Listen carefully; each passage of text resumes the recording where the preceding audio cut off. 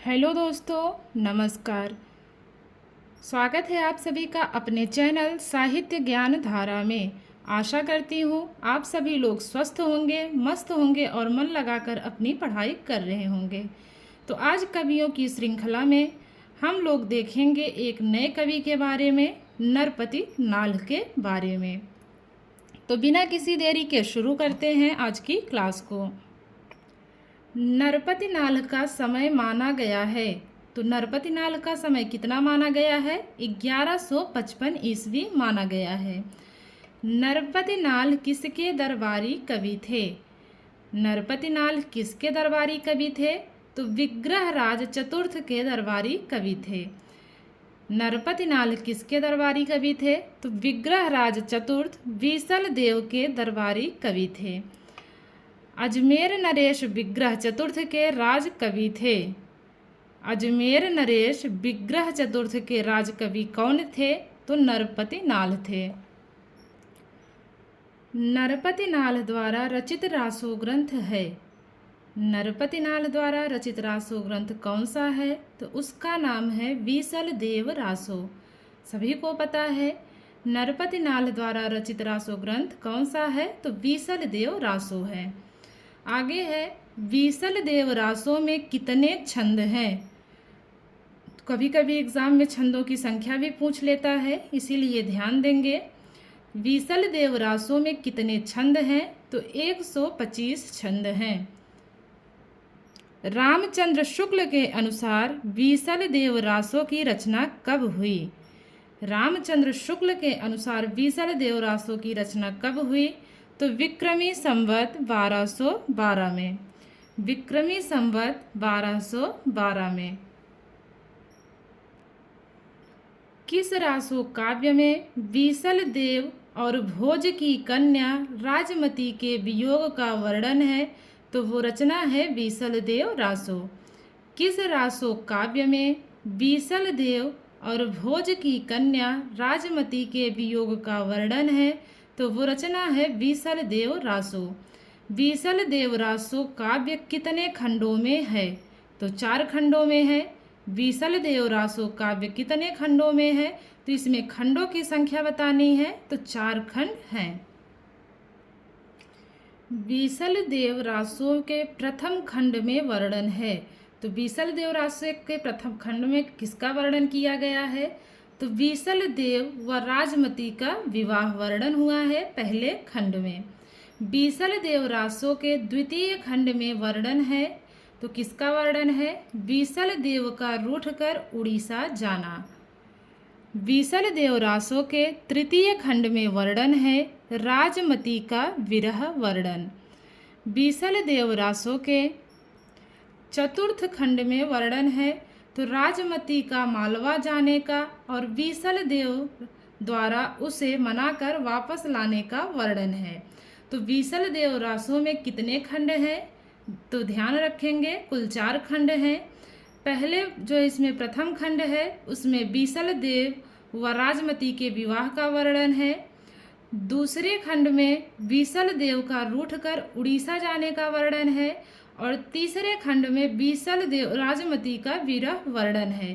तीसरे खंड में राजमती का विरह वर्णन है और चतुर्थ खंड में राजमती का मालवा जाने का और बीसल देव द्वारा उसे मनाकर वापस लाने का वर्णन है।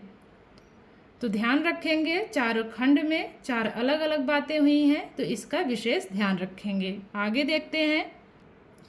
बीसल देव रासों में किस प्रकार की नायिका का वर्णन है? तो प्रोसित पतिका का वर्णन है। बीसल देव रासों में किस प्रकार की नायिका का वर्णन है? तो प्रोसित पतिका का। हिंदी में पहली बार 12 मासा का वर्णन किस रासो ग्रंथ में हुआ? तो बीसल देव रासों में हुआ। हिंदी में पहली बार 12 मासा का वर्णन किस रासों में हुआ? तो बीसल देव रासों में हुआ। इम्पॉर्टेंट प्रश्न है और पूछा गया है। बीसल देव रासो मूलतः काव्य है।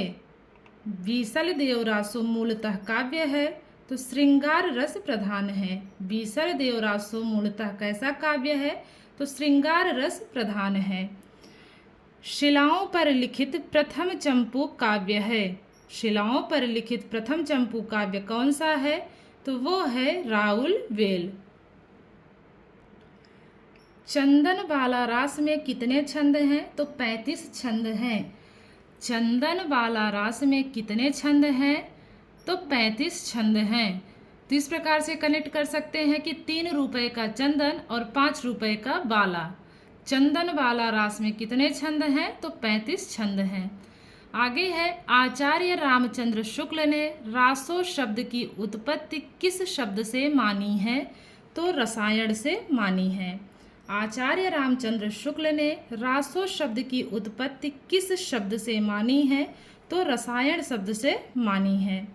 आगे है, आचार्य रामचंद्र शुक्ल ने रासो शब्द के लिए रसायन शब्द किस रासो ग्रंथ में बार बार आना बताया है?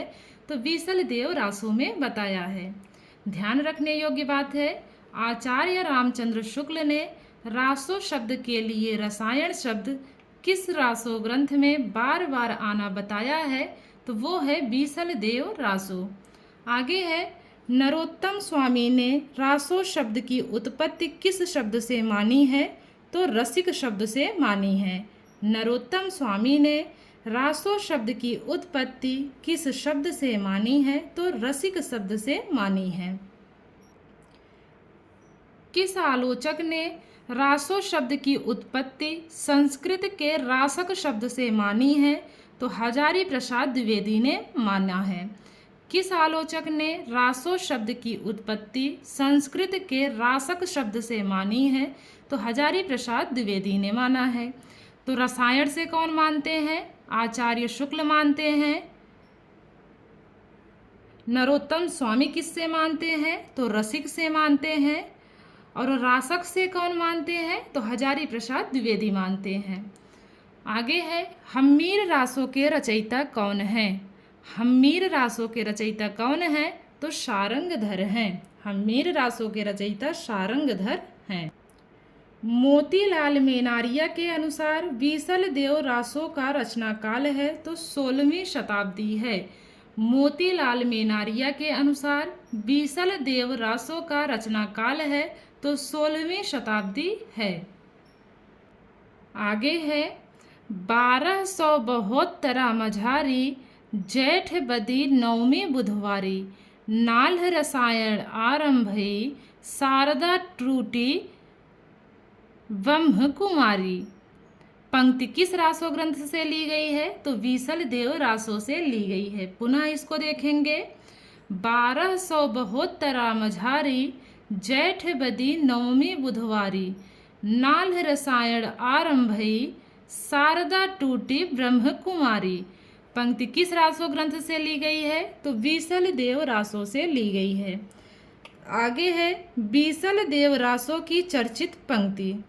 बीसल देव रासो में चर्चित पंक्तियां कौन कौन सी हैं उसको भी एक बार देख लेते हैं।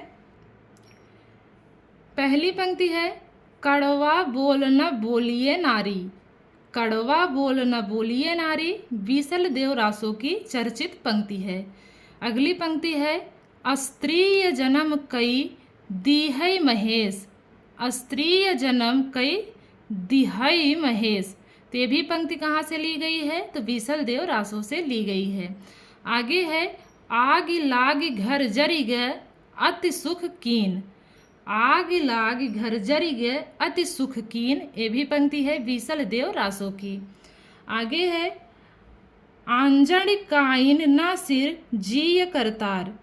आंजड़ काइन न सिर जीय करतार, ये भी पंक्ति कहाँ से ली गई है?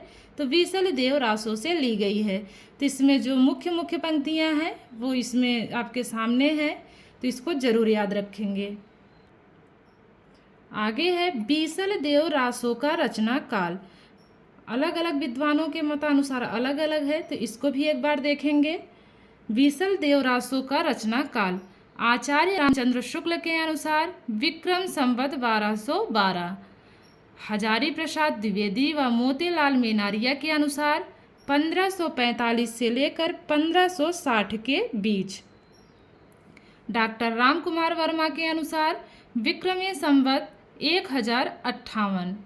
मिस्र बंधुओं के अनुसार विक्रमी संवत 1220। फिर से देखेंगे किसके अनुसार कितना है रचना काल। आचार्य रामचंद्र के शुक्ल के अनुसार विक्रम संवत 1212। हजारी प्रसाद द्विवेदी व मोतीलाल मेनारिया के अनुसार 1545 से लेकर 1560 के बीच। डॉक्टर राम कुमार वर्मा के अनुसार विक्रमी संवत 1058। मिस्र बंधुओं के अनुसार विक्रमी संवत 1220। अब देखते हैं बीसल देव से जुड़ी अन्य बातें। बीसल देव रासो से जुड़ी अन्य बातें, तो इसमें नायक कौन है? विग्रहराज चतुर्थ। बीसल देव रासो का जो है नायक विग्रहराज चतुर्थ है। बात करें नायिका की, तो राजमती नायिका हैं जो कि बीसल देव की पत्नी हैं। आचार्य रामचंद्र शुक्ल विग्रहराज चतुर्थ को बीसल देव मानते हैं।